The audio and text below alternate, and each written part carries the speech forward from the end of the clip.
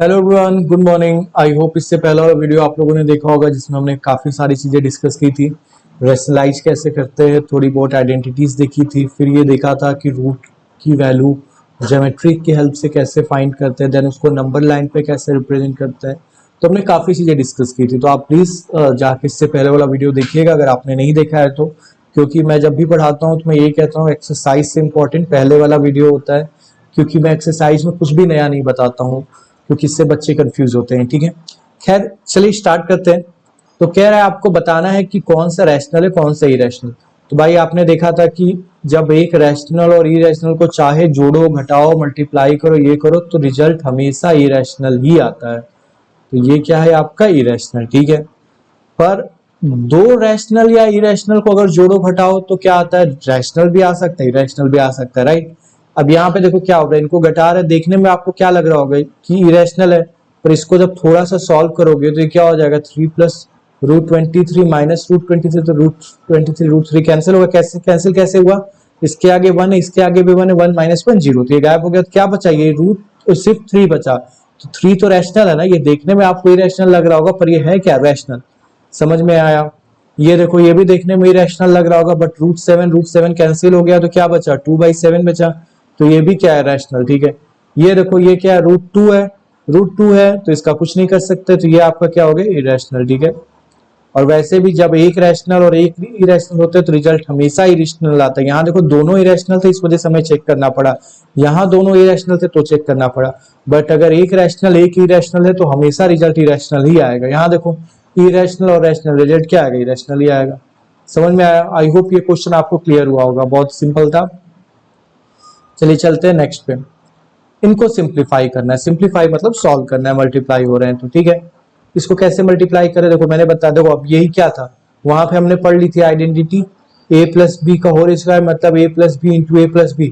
तो वहां तो आप डायरेक्ट लिख देते थे a² + b² + 2ab, right. But मैंने आपको बताया था ना कि अगर ऐसा नहीं है कि आपको आइडेंटिटी पता ना हो तो ये क्वेश्चन आप नहीं कर पाओगे। क्या करोगे, इसको इन दोनों के साथ, ये तुमने बचपन में पढ़ा है ना, मल्टीप्लाई बाइनोमियल इंटू बाइनोमियल का, फिर ये दोनों के साथ जाता है, हो जाता है हमारा आंसर। तो यहाँ पे भी वही करना होगा। देखो अलग अलग आइडेंटिटी तो लग नहीं रही है, तो क्या होगा, पहले ये इसके साथ इसके साथ जाएगा तो 3 इंटू क्या लिखोगे, 2 लिखोगे, प्लस फिर दूसरे के साथ जाएगा तो 3 इंटू √2, फिर प्लस ये इसके साथ जाएगा तो क्या हो जाएगा, 2 इंटू √3, प्लस ये इसके साथ जाएगा तो क्या हो जाएगा, √3 इंटू √2। ठीक है, सॉल्व करो, 3 + 2 इंटू 2 क्या हो गया, 6, प्लस इसका तो कुछ हो नहीं सकता, मैंने बताया था इसके आगे कुछ नहीं है तो 1 है, तो 3 √2 ऐसे ही लगा दो, प्लस इसका कुछ हो नहीं सकता, इसके आगे तो ऐसे ही, तो क्या लगा दो, 2 √3, इसका कर दो तो ये क्या हो जाएगा, रूट एक जगह लगा लो, √6 हो गया। अब देखो जैसे वेरिएबल का प्लस माइनस होता है वही, अब देखो 6 किसके साथ जुड़ेगा, बिना वेरिएबल के साथ वाला, तो कोई बिना वेरिएबल का नहीं है, मतलब बिना रूट का नहीं है,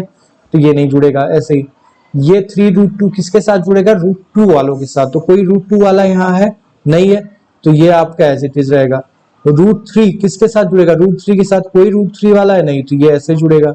ये आपका क्या है, अकेला है, तो ये √6, तो यही आपका क्या आ गया, आंसर आ गया। ठीक है, तो आई होप आपको ये समझ आया होगा। ठीक है, चलिए नेक्स्ट चलते हैं, ये वाला। यहाँ देखो a+b × a-b, तो यहाँ पे आप चाहो तो आइडेंटिटी लगा सकते हो, नहीं लगाना है तो यहाँ पे भी आप डायरेक्ट मल्टीप्लाई कर दो, बट यहाँ पे हम लगा सकते हैं क्योंकि एक हमने डायरेक्ट करके देख लिया, आइडेंटिटी लगा के देख ले। तो यूजिंग आइडेंटिटी, ये लिखना पड़ता है एग्जाम में कि आपने कौन सी आइडेंटिटी यूज की। तो क्या यूज कर रहे हो, a+b × a-b = a² - b²। ठीक है, तो दो नंबर का सम, दो नंबर का डिफरेंस बराबर होता है a² - b² के, राइट। आपका ए क्या है ये लिख लिया करो, बच्चे बड़ा कंफ्यूज हो जाते हैं, कभी कभी वो भूल जाते हैं उन्होंने उनका ए क्या था। देखो ए आपका क्या है 3, और आपका बी क्या है √3। ठीक है, तो आपका जो आंसर आएगा वो क्या आएगा, ए का स्क्वायर, तो ए का स्क्वायर मतलब 3 का स्क्वायर माइनस बी का स्क्वायर माइनस √3 का स्क्वायर, तो 3 का स्क्वायर 9 माइनस √3 का स्क्वायर करोगे, √3 हट जाएगा, रूट हट जाएगा, क्या बचेगा 3, 9 - 3 करोगे 6, तो आंसर क्या आएगा 6। आई होप आपको समझ आया होगा। ठीक है, चलिए नेक्स्ट चलते हैं। अगेन आइडेंटिटी लग जाएगी, कौन सी लग जाएगी, यूजिंग आइडेंटिटी। आप पूरा लिख देना, क्या है, a+b का होल स्क्वायर क्या आता है, ए स्क्वायर पहले का स्क्वायर प्लस दूसरे का स्क्वायर प्लस 2 इंटू पहला इंटू दूसरा, यही आता है। तो अब लिखो आपका ए क्या है √5, ये लिखना वरना गड़बड़ हो जाएगी। बी क्या है √2, क्या कहता है पहले का स्क्वायर तो √5 का स्क्वायर कर दूं, ठीक है, प्लस दूसरे का स्क्वायर तो √2 का स्क्वायर कर दूं, प्लस 2 इंटू पहला यानी √5 इंटू दूसरा इंटू √2, क्या आएगा रिजल्ट, ए स्क्वायर प्लस बी को इसका करो 5 रूट 5 का स्क्वायर रूट हट जाएगा 5 आएगा, प्लस रूट 2 का स्क्वायर रूट हट जाएगा 2 आएगा, प्लस 2 इंटू इन दोनों को एक ही जगह कर लो 5 इंटू 2। ठीक है, तो देखो आगे चलोगे तो क्या हो जाएगा, ये दोनों सेम वाले हैं तो 5 प्लस 2 जुड़ के 7 हो जाएंगे, ये आपका क्या बन गया रूट 10 हो गया, बात खत्म, यही आंसर आ जाएगा। ठीक है, समझ में आया। चौथा कर लो, यहाँ पे भी देखो दो नंबर जुड़ रहे हैं, वही दो नंबर घट रहे हैं, राइट, तो फिर लिख लो यूजिंग आइडेंटिटी क्या हो जाएगा, A minus B into A plus B, ये क्या होता है equal to A square minus B square होता है, तो यही कर लो। रूट 5 इंटू रूट 5 क्या होगा, ए का स्क्वायर, ए आपका क्या है लिखो रूट 5, बी आपका क्या है रूट 2, तो क्या होता है ए स्क्वायर माइनस बी स्क्वायर, तो ए रूट 5 का स्क्वायर लिख लो माइनस रूट 2 का स्क्वायर लिख लो, राइट, तो रूट 5 का स्क्वायर क्या हो जाता है हट जाएगा 5 minus 2 equal to 3। I hope आपको समझ आ रहा होगा। ठीक है, बहुत डिफिकल्ट नहीं है। चलिए, ये अच्छा क्वेश्चन है, ये मैंने आपको बहुत बिगिनिंग में ही बताया था, जब मैंने इरेशनल आपको बताया था तो मैंने आपको पाई के बारे में बहुत अच्छे से समझाया था कि अगर पाई 22/7 है तो ये इरेशनल कैसे हो गया। ठीक है, समझ में आया। तो मैंने आपको बताया था कि जो पाई होता है वो 22/7 नहीं होता है, वो उसका क्या कहते हैं पेरीमीटर या सरकमफेरेंस जितना होता है उसको डिवाइडेड बाय डायमीटर, या 2 इंटू रेडियस को ही तो डायमीटर कहते हैं, ये होता है, राइट। तो मैंने आपको बताया था कि जो मैथमेटिशियन ने पाई की वैल्यू ढूंढी थी वो कैसे ढूंढी थी, उन्होंने एक रस्सी ली थी, रोप ली थी, उसकी लेंथ नाप ली थी, तो जो लेंथ हुआ उसको मान लिया सरकमफेरेंस, क्योंकि भाई उसी को जब मोड़ के इन्होंने सर्कल बनाया तो ये तो सरकमफेरेंस होता है, राइट। और जब ये बन गया तो इन्होंने इसका डायमीटर नाप लिया कि क्या होता है, या रेडियस नाप लिया उसका डबल। तो इन्होंने देखा कि बहुत सारे ऐसे सर्कल बना के इन्होंने देखे कि हर बार क्या हो रहा है, जो उसका सरकमफेरेंस अपॉन 2 इंटू रेडियस है जो डायमीटर है वो बराबर 3.14 के ही बराबर आता है लगभग। ठीक है, बट हर बार अलग अलग आ रहा था। ठीक है, मतलब 3.1415 मतलब एग्जैक्ट नहीं आता था, कुछ इसी के आसपास आता था। ठीक है, तीनों ने इसी को नाम दे दिया पाई। यहां तक सही है। ठीक है, तो पाई तो आपको पता है, पहला वीडियो जाके देखना है, पहला या दूसरा वीडियो जिसमें इरेशनल था, आपको बहुत अच्छे से समझ आ जाएगा। बट अब कह रहे हैं लोग, क्या कहते हैं, ये क्वेश्चन ये है कि भाई जब पाई की डेफिनेशन, ठीक है आपने भी बताया था, ये भी बता रहे हैं कि जो पाई होता है वो सरकमफेरेंस अपॉन डायमीटर होता है। ठीक है, मैंने कहा हाँ भाई सही है, यही होता है, मैथमेटिशियन ने ऐसे ही फाउंड किया था। तो वो कह रहे हैं भाई ये बताओ सरकमफेरेंस तो मतलब आप स्केल से मेजर कर लोगे, मैंने कहा मेजर कर लिया, तो वो क्या आएगा 10 यूनिट 2 यूनिट 2.5 ऐसा कुछ आएगा, मैंने कहा हाँ बात सही है। वो कह रहा है डायमीटर जो है वो भी आपका कुछ ऐसा ही आएगा, मैंने कहा हाँ बात सही है, क्योंकि भाई आप डिवाइड करते हो तब ना वो आपका नॉन टर्मिनेटिंग नॉट, ये बट स्केल से नाप लो तो वो तो कहीं तो स्केल पे जाके खत्म होगा ना, ये भी कहीं स्केल पे जाके खत्म होगा, मैंने कहा बात सही है। तो वो बोल रहा है जब ये भी खत्म हो रहा है तो ये भी एक रैशनल नंबर हो गया, मैंने कहा बात सही है, ये भी एक रैशनल नंबर हो गया। तो भाई rational number by rational number तो रैशनल नंबर ही आता है ना, ऐसा थोड़ी होता है रैशनल को रैशनल से डिवाइड करो इरेशनल बन जाए, कोई ऐसा एग्जांपल नहीं है। मतलब लिखा तो ऐसे फ्रैक्शन में ही जाएगा ना, कोई सा एग्जांपल है आप खुद भी देख लो, कोई भी आप दो इंटीजर को डिवाइड करते हो तो रैशनल नंबर है। डेफिनेशन क्या होती है भाई, इंटीजर बाय इंटीजर, यही तो पी बाई क्यू के फॉर्म में तो हो गया सी बाई डी, तो पाई कैसे इरेशनल हो गया, ये बोल रहे हैं, ये कॉन्ट्राडिक्ट क्यों कर रहा है। ठीक है, तो इसका आंसर यही है, कुछ नया नहीं है। मैंने आपको क्या बताया, साइंटिस्ट ने जब सी बाई डी किया हर बार, तो हर बार सेम वैल्यू नहीं आई, कभी 3.14 कुछ आया, कभी कुछ आया, कभी कुछ आया, तो इन्होंने एक कॉमन वैल्यू के अप्रॉक्स वैल्यू को पाई मान लिया। ठीक है, तो क्या लिखोगे आंसर, इट वोंट कॉन्ट्राडिक्ट। ठीक है, ये कॉन्ट्राडिक्ट नहीं करता है कि P by Q, it won't contradict that pi is ratio of a rational number, but we call it irrational। तो ये इस बात को कॉन्ट्राडिक्ट नहीं करता है कि भाई पाई है तो ratio of rational number, but इसको हम इरेशनल कहते हैं, क्योंकि because pi is approx value of C by D. ठीक है, तो पाई जो है वो आपका एग्जैक्ट सी बाई डी देंगे, वो अप्रॉक्स वैल्यू है, जिस वजह से इसको इरेशनल कहता है। अगर वो एग्जैक्ट वैल्यू होती तो होता भाई, अब जैसे मैं बोलूं कि मैंने एक इरेशनल, वो कोई बोल दे एक इरेशनल नंबर लिख दो, तो तुमने लिख दिया, कैसे बताया था मैंने, ये बढ़ाते जाओ कि ना कोई पैटर्न हो ना कुछ हो, कि वो बढ़ता जाए, देख रहे हो कि ना रिपीट कर रहा है ना टर्मिनेट हो रहा है। अब इसी को कोई अप्रॉक्स में लिख दे 0.01, कहोगे भाई ये देखो तुम तो बोल रहे थे इरेशनल, ये तो रैशनल है। भाई ये रैशनल थोड़ी है, तुमने तो अप्रॉक्स लिखा ना, बाकी सारा छोड़ के इतना लिख दिया, तो इस वजह से ये इरेशनल हो गया, वरना एक्चुअल नंबर तो बहुत बड़ा जा रहा था, राइट। सिमिलरली जो सरकमफेरेंस और डायमीटर का डिफरेंस था वो टर्मिनेटिंग नहीं था, वो तो बढ़ता जा रहा था, इस वजह से हमने एक अप्रॉक्स वैल्यू ली और उसको ये मान लिया, ठीक है। तो आई होप आपको ये समझ आ रहा होगा, ठीक है। चलिए आगे बढ़ते हैं। नेक्स्ट है 9.√3 को नंबर लाइन पे बताना है, ठीक है। तो रूट हमने नंबर देखा था कैसे बनाते हैं, और सेम मैंने आपको ये भी समझाया था कि नंबर लाइन पे उसको कैसे रिप्रेजेंट करते हैं। देखो ये अगर पुराना वाला क्वेश्चन नहीं समझ आया होगा तो देखो ध्यान से, बस इसमें यही चीज है कि ये कह क्या रहा था, ये कह रहा था कि सी एक लेंथ है, डी एक लेंथ है, राइट। दोनों रैशनल है, दोनों को डिवाइड करने पे इरेशनल कैसे आ गया, तो वो इसलिए आ गया क्योंकि हमको पता है रैशनल को रैशनल से डिवाइड करो तो हमेशा रैशनल आएगा, कभी इरेशनल नहीं आएगी, ये हम जानते हैं। तो वो कह रहा है तो यहाँ पे तो आप कॉन्ट्राडिक्ट कर रहे हो, मतलब जो पहले कर रहे हो ये इसका अल्टर कर रहे हो, तो ऐसा इसलिए क्योंकि जो पाई है वो सी बाई डी की वैल्यू नहीं होती एग्जैक्ट, ये अप्रॉक्स वैल्यू होती है, ठीक है। सी बाई डी कभी कुछ आता था, कभी कुछ आता था, हमने उसको अप्रॉक्स मान लिया, ठीक है। इस वजह से ये आया, जैसे ये था ये कुछ ऐसा वैल्यू है फॉर एग्जाम्पल, हमने इसको मान लिया ये, तो इस वजह से ऐसा हुआ, ठीक है। आई होप आपको समझ आया होगा, ठीक है। चलिए अब आते हैं यहाँ पे, ठीक है, कि इसको रिप्रेजेंट करना। तो मैंने क्या बताया था स्टेप 1 कि 9√3 जिसका निकालना है उतनी बड़ी लाइन ड्रॉ कर लो, ये बताया था मैंने। और बताया था जब नंबर लाइन पे करना है तो वही 9.3 जीरो से शुरू करना, ठीक है। तो जीरो से लेके मैं इधर तक 9.3 कर लू तो देखो 0 से 9 तक ये आ गया, बीच में 9.5 होगा, यहाँ पे कहीं पे 9.3 होगा, ठीक है। तो ये लाइन मैंने क्या कर ली, ड्रॉ कर ली, ठीक है। अब भी ऐसे ही ड्रॉ कर लेना, कोई दिक्कत नहीं आई आपके इसमें ग्राफ पेपर में, ठीक है। फिर क्या स्टेप 1 का क्या था कि ए बी आप डाउनलोड ड्रॉ कर लो 9.3 का, ठीक है। नाम दे दो इसको, ये ए है, ये आपका बी है, यहां तक क्लियर, ठीक है। नेक्स्ट क्या था स्टेप 2, अगर याद होगा आपको तो देखो मैं नीचे लिख रहा हूं वरना आपका डायग्राम गलना बनेगा। स्टेप 2 क्या था कि 1 यूनिट और ड्रॉ कर दो बी से, तो यहां से 1 यूनिट कहां तक जाएगा, यहां तक आ जाएगा, ठीक है। समझ में आया, उसको नाम दे दो सी, ठीक है। फिर स्टेप 3 क्या था, याद होगा आपको तो AC का मिड पॉइंट फाइंड करना था, ठीक है, मिड पॉइंट। तो AC का मिड कहाँ आएगा, देखो ये अब टोटल कितने यूनिट हो गए, 9.3 यहां तक था, ये यहां तक था, तो लगभग 10.3 हो गया, ठीक है। आप तो अपना स्केल लिखना और बीचों बीच देख लेना, ठीक है।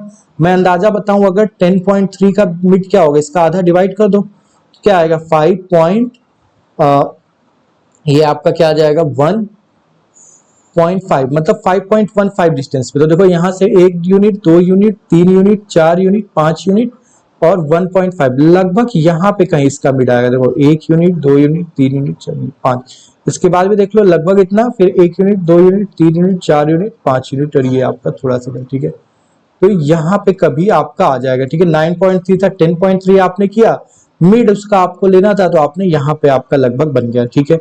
आई होप आपको समझ आ गई, ठीक है। यही करते थे मिड। फिर क्या होता था, इसी को लेके हम क्या कर लेते थे, सर्कल बना लेते थे। ये मेरा थोड़ा सही नहीं बना होगा, आप लोग इसको क्या करना, अपने कंपास से बनाना, ठीक है।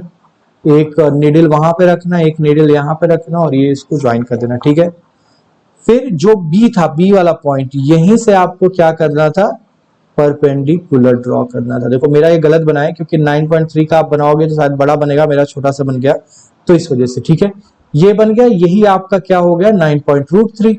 इसी को स्केल पे मेजर कर लो और यहाँ पे इसको रख लो, ये जहां पे भी कट करे तो लगभग यहाँ पे कहीं कट करेगा, 3 पॉइंट समथिंग आएगा। तो ये आपका नंबर लाइन पे, देखो ये नंबर लाइन पे नहीं है, ये है नंबर लाइन पे, ठीक है। समझ में आया क्या करना था, 0 से लेके 9.3 तक इधर बनाना था, देन 1 यूनिट और बढ़ाना था, फिर इस पूरे का मिड लेके एक सर्कल बनाना था, जहां फिर यहां से एक परपेंडिकुलर, जहां पे कट किया उसी को इधर को नीचे को स्केल रख के यहाँ से मेजर कर लो, उतनी डिस्टेंस हो गया, ठीक है। ये आपको आई होप समझ आया होगा, पुराने वीडियो मैंने और अच्छे से समझाया था, तो आप वो भी देख सकते हो। चलिए रैशनलाइज करना है इसमें, तो क्या ये तो मैंने बताया था, 1 टर्म वाला तो सिंपल होता है, जो नीचे रूट है उसी से ऊपर कर दो तो क्या हो जाएगा, ये 1√7 इंटू क्या हो जाएगा √7 इंटू √7, √7 ऊपर आ गया, नीचे √7 इंटू √7, रूट हट जाएगा, क्या आ गया, हो गया रैशनलाइज। यहाँ पे मैंने क्या बताया था, एक चीज मैं आपको बताता हूँ, थोड़ा ध्यान रखना, ये छोटा सा है, इससे कुछ गलत नहीं होगा आपका, बस एक इंपॉर्टेंट चीज मैं बता दूं। जैसे मैंने आपको बोला था, जब 2 टर्म होते हैं तो हम कॉन्जुगेट से मल्टीप्लाई करते हैं, किससे मल्टीप्लाई करते हैं, कॉन्जुगेट। कॉन्जुगेट मैंने क्या बताया था, नीचे जो है उनके बीच की साइन को बदल दो, वही कॉन्जुगेट हो जाता है। मतलब 2 प्लस रूट 3 है तो क्या बदल दो, 2 minus root 3, right. Root 7 plus root 6 है तो क्या हो जाएगा इसका, रूट 7 माइनस रूट 6। यहां तक सही है, कोई दिक्कत नहीं है, ये एकदम सही है, ठीक है। बट एक कहा क्या जाता है, एक एक्चुअली कॉन्जुगेट करने के लिए ना नॉर्मली क्या होता है, साइन हमेशा रूट वाले की बदलते हैं, ठीक है, ध्यान से समझना। जैसे फॉर एग्जाम्पल अगर ये रूट 3 प्लस 2 होता है, ठीक है, इसका कॉन्जुगेट क्या होगा, आपको देखने पे लगेगा बीच की साइन बदल दी तो ये हो जाएगा, राइट। आंसर कभी गलत नहीं आएगा, यही सही है। क्यों? क्योंकि देखो फॉर्मूला तो हमें क्या लगना है, a plus b into a minus b ही लगाना है, हमें तो यही फॉर्मूला लगाना है, राइट। इसमें ये थोड़ी कहीं लिखा है कि कॉन्जुगेट से मल्टीप्लाई करो, आपको क्या है, नीचे का रूट हटाना है, राइट। ध्यान समझना मैं जो समझा रहा हूँ। तो नीचे का रूट तो आप यहाँ जो a प्लस बी है उसको आप a माइनस बी से कर दो तो हट जाएगा, ठीक है। ये तो सही है, आप क्वेश्चन करते टाइम ऐसे ही लगाना, इसमें कोई दिक्कत नहीं है, कहीं से कुछ आपका गलत नहीं आएगा, यही करना है, ठीक है।